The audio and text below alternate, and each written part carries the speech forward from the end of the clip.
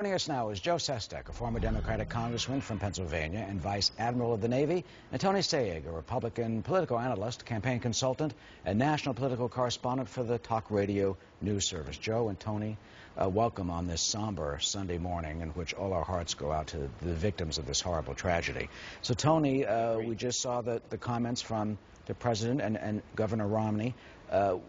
Will this have a lasting effect, do you think, on the campaign, or soon enough will they be going at it again?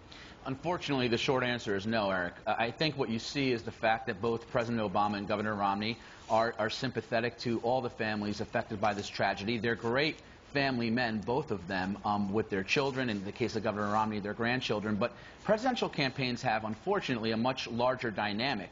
Both campaigns have a game plan. We just saw with President Obama in 1 month, $100 million in negative ads. That's designed for a reason. So it might stop temporarily, but the larger game plan will not be altered at all. And to see basically a return to normalcy relatively soon on the presidential front. And Joe, do you expect that the same thing to happen?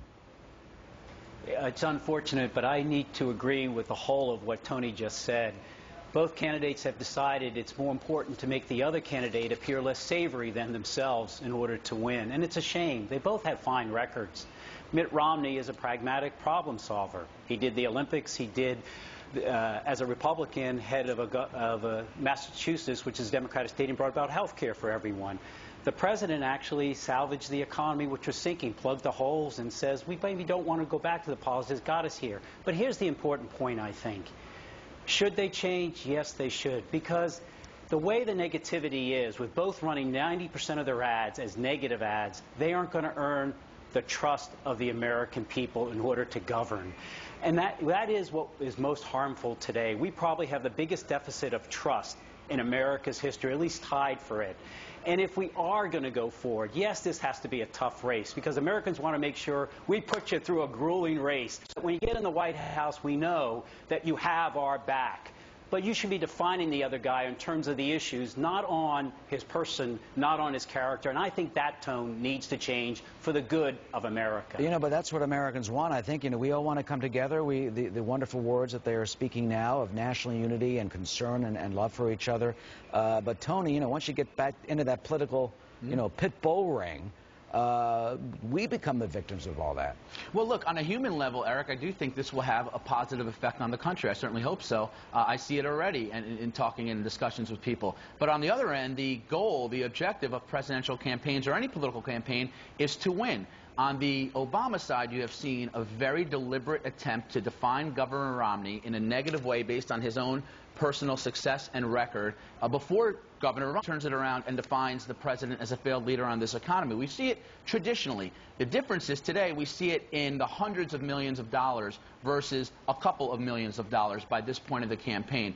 I do hope both candidates, and I just think it's important, especially for Governor Romney to do this, to talk about the future of this country and what their policies basically mean for future generations. There has to be a positive element as well as a review and a revisit of the record of President Obama, which most of us understand as one of failed economic leadership. And at some point, maybe not now, there has to be that kind of positive pivot forward. But you do run as an incumbent based on a referendum on your record of these four years, which we all know has been a miserable economic recovery, if one at all. You're talking about the pivoting. I mean, they pulled the negative campaign ads in Colorado. So, Joe, they're pulled now, but, they're going to go back up on the air at some point. What, do they give it a week, 2 weeks? And who does it first? And what if there's a backlash?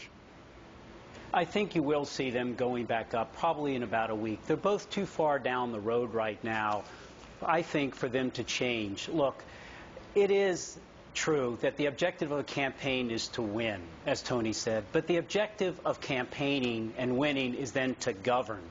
You saw what happened this past week in LIBOR, where we had 18 of the biggest banks of America and the world lying so that it could make big profits. Look, come up here to Elks County in Pennsylvania, where people just don't trust. They don't trust anybody, whether you're a union international leader, whether you're Wall Street, a Republican, or Democrat. And therefore, if you're going to win by making the other guy lose and you're not voting for somebody, We need the type of leader today, and someone will arise eventually who is going to be able to garner in a tough fight, defining the other guy on the issues and what you can be for when you vote for somebody to lead America like we need to be led. Otherwise, we're just going to be more red and blue, and we're going to be in stalemate in Washington, and America suffers. Somebody's going to come around, and I hope one of these two gentlemen does it. All right, Joe and Tony, that'll have to be the last word. And on this a somber Sunday in which we remember and reflect on what happened, the president will be in Colorado later on this afternoon, and maybe it's time for all of us to just sit back and reflect on their words from both of them. Thank you, gentlemen. Thanks, Eric. Jamie? Thank you for having us. Well, Dominic